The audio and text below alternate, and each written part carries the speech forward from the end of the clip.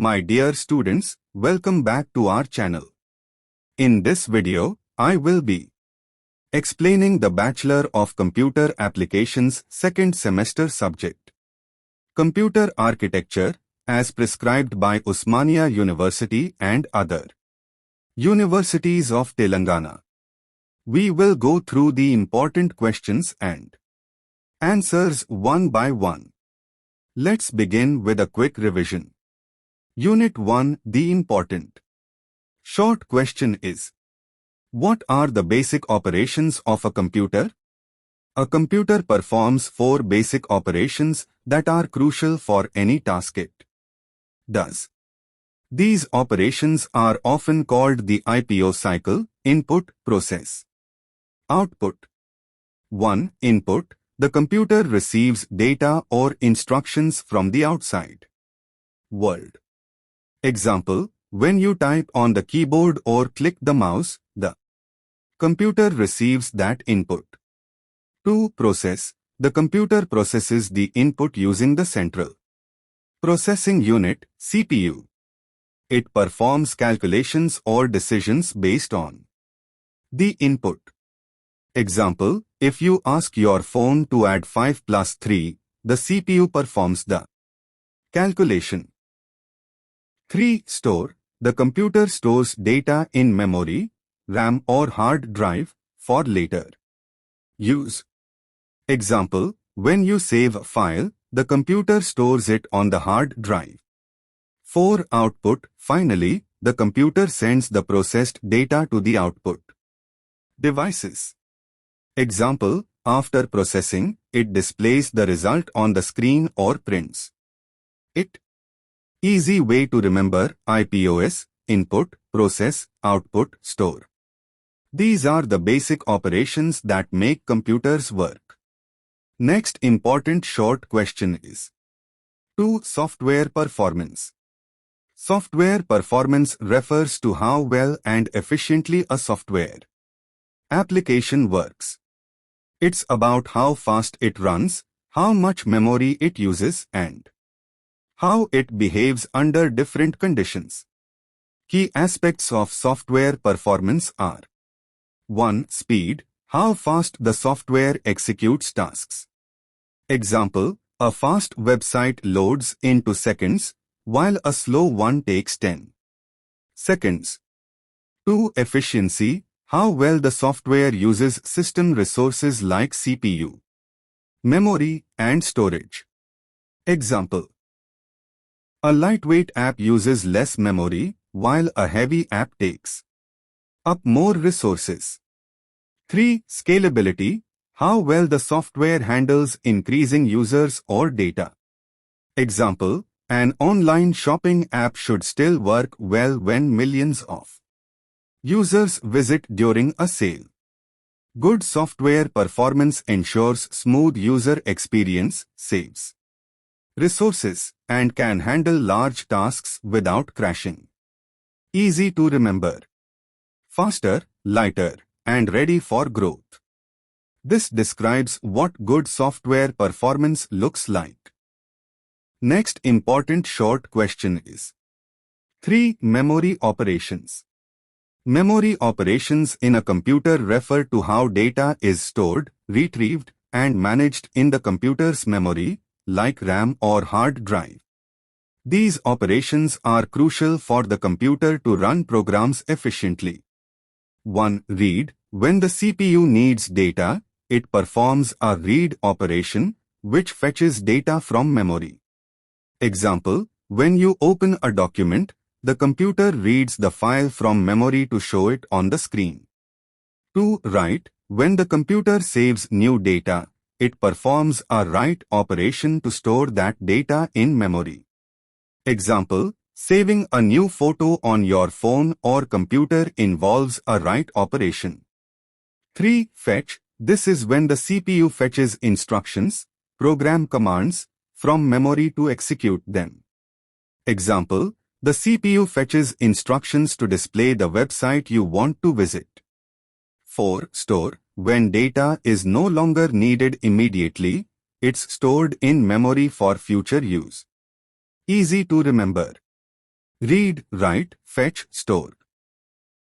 These are the basic memory operations that allow computers to function smoothly. Next important short question is 4. Assembly language, definition and syntax. Assembly language is a low-level programming language that is very close to the machine code, which the computer's hardware understands. Unlike high-level programming languages, like Python or Java, assembly language uses mnemonics, short codes, that represent machine instructions, making it easier for humans to write. Each assembly language instruction corresponds to a single machine-level instruction, binary code, so it allows control over the hardware at a very detailed level. Example: instead of writing complex code to add two numbers, in assembly language, you might use a simple instruction like add to add the numbers directly in the CPU's registers. For example, MOV A5 move 5 into register A. Add A, B add the value of register B to A. Why use assembly? It's faster and gives more control, but it's more complex and harder to write than higher-level languages. Easy to remember. Assembly is equal to simple commands for the CPU. This helps in directly communicating with the computer hardware. Next unit 1 important. Long questions. First important long question is 1. What are the functional units of a computer? Explain it in detail. Draw diagram. A computer is made up of several important parts, called functional units, that work together to perform tasks. Each unit has a specific job, and when combined, they allow the computer to process data and execute instructions. The main functional units of a computer are 1. Input unit. The input unit takes data from the outside world, such as a keyboard, mouse, or microphone, and sends it to the computer. It converts the data into a format that the computer can understand. Example: when you type on a keyboard, the input unit sends those keystrokes to the computer to be processed. 2. Output unit. The output unit is responsible for displaying the processed data to the user. It takes the results from the CPU and presents them in a way the user can understand, like on a monitor or printer. Example: when you print a document or see results on a screen, it's done through the output unit. 3. Central Processing Unit, CPU. The CPU is the brain of the computer. It performs the actual processing of data. The CPU has three main parts: arithmetic and logic unit, ALU. This part performs all arithmetic, like addition, subtraction, and logical, comparison, operations. Example: when you calculate 5 plus 3, the ALU does the math. Control unit, CU. It controls the flow of data and instructions in the computer. It tells other parts what to do and when. Example: it directs the ALU to perform operations, or tells the memory unit to fetch data. Registers. These are small, fast storage areas in the CPU that temporarily store data and instructions for quick access. Example: when you open an app, the CPU keeps necessary information in its registers for fast processing. 4. Memory unit. The memory unit stores data and instructions needed by the CPU. It has two main types: primary memory, RAM. This is temporary memory used by the CPU for active processes. Example: RAM helps run your browser while you are browsing the web. Secondary memory, hard drive, SSD. This is long-term storage used to store data permanently. Example: the files and apps saved on your computer are stored in secondary memory. Easy to remember. IOCM. Input, output, CPU, memory. These are the main units that work together to make your computer function. Next important long question is 2. What is bus structure? Explain it in detail. Draw diagram. In computer architecture, a bus is a system of pathways used for transferring data, addresses, and control signals between different components of the computer. It acts like a highway that allows information to travel from one part of the computer to another, helping them communicate with each other. Types of buses. There are three main types of buses in a computer. 1. Data bus. The data bus carries the actual data being transferred. It moves data between the CPU, memory, and other components, like input-output devices. The data bus is bidirectional, meaning it can carry data both to and from the CPU. Example, when you open a file, the data bus carries the content of the file from memory to the CPU. 2. Address bus. The address bus carries the address of the memory location where data is being read from or written to. It is unidirectional, meaning it only carries addresses from the CPU to the memory or I/O devices. Example, when the CPU needs to fetch data, it sends an address to the memory to tell it where the data is located. 3. Control bus. The control bus carries the control signals used to manage the operations of the computer. These signals tell the components when to send data, when to read-write, and when certain operations should be performed. Example, the control bus tells the memory when to read data or when to write it to a particular address. Bus width. The width of a bus refers to how many bits it can carry at once. A wider bus can transfer more data at one time, making the system faster. Example, a 32-bit bus can transfer 32 bits of data at once, while a 64-bit bus can transfer 64 bits, allowing faster data transmission. Easy to remember. Think of the bus as a road with 3 lanes. Data lane, data bus. Address lane, address bus. Control lane, control bus. These lanes help your computer communicate quickly and efficiently. Next important long question is 3. Addressing modes. Explain it in detail. Draw diagram. Types. In computer architecture, addressing modes define how the CPU accesses data stored in memory. These modes provide different ways to locate data and pass it to the CPU for processing. Understanding addressing modes helps the CPU fetch or store data efficiently. There are several types of addressing modes, each suited for different tasks. 1. Immediate addressing mode. In this mode, the operand, data, is directly specified in the instruction itself. No memory access is needed, and the value is directly used by the CPU. Example. If you have the instruction MOV 5, the value 5 is the operand and it is directly stored in register A. 2. Register addressing mode. In this mode, the operand is stored in a CPU register. The instruction specifies the register to use, and the CPU accesses data from the specified register. Example. MOV A, B means that the value in register B is copied into register A.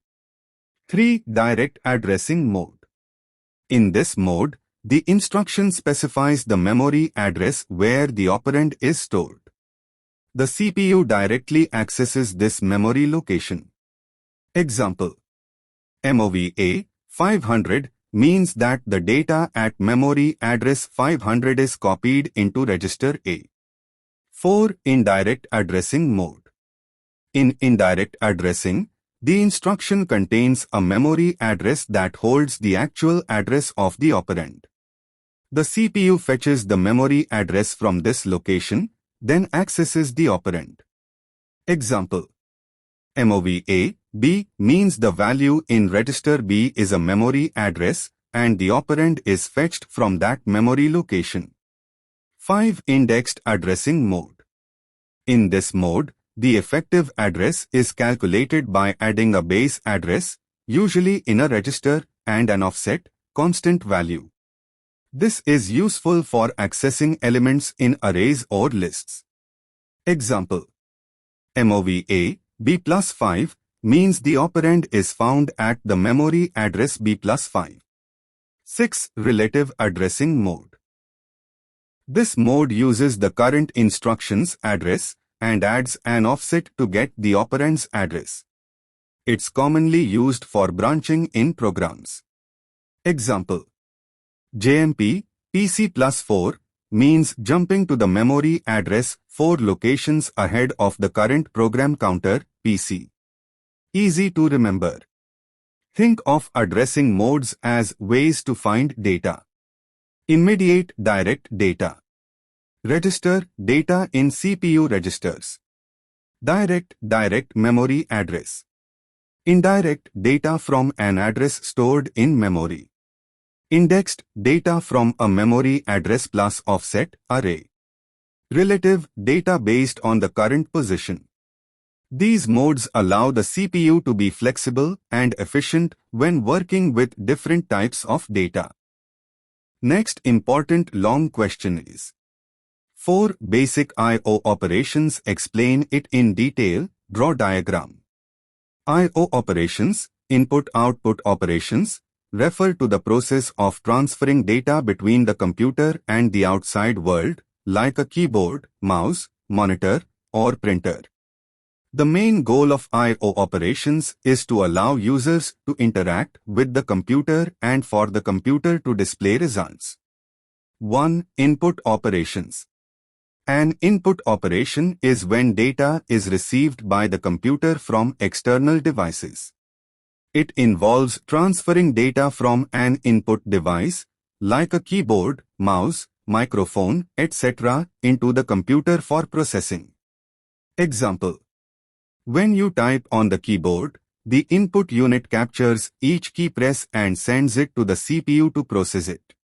If you are clicking a mouse, the input operation captures the position of the cursor and sends the data to the CPU for action.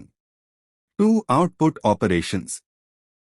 An output operation occurs when the computer sends processed data to external devices, like a monitor or a printer, so the user can see or use the results. Example: after processing your data, if you want to print a document, the computer will send the document's information to the printer as an output operation. When you want to see the result of a calculation on the screen, the output operation transfers the data to the monitor. I/O device controllers. Each input-output device is connected to the computer through a device controller. The controller acts as an interface between the CPU and the device, ensuring proper data transfer. Example: the keyboard controller ensures that each key you press is recognized and passed to the CPU. The graphic card controller sends images to the monitor, managing the output. I/O process. The typical I/O process follows these steps. 1. Input-output request. The CPU sends a request for input-output, example, read data, display output. 2. Data transfer. The controller transfers data between the device and memory. 3. Completion. The CPU is notified when the data transfer is complete. Easy to remember. Input is equal to data in, output is equal to data out.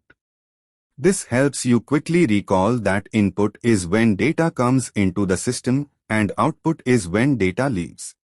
These basic I/O operations ensure that we can interact with and get results from our computers easily and efficiently.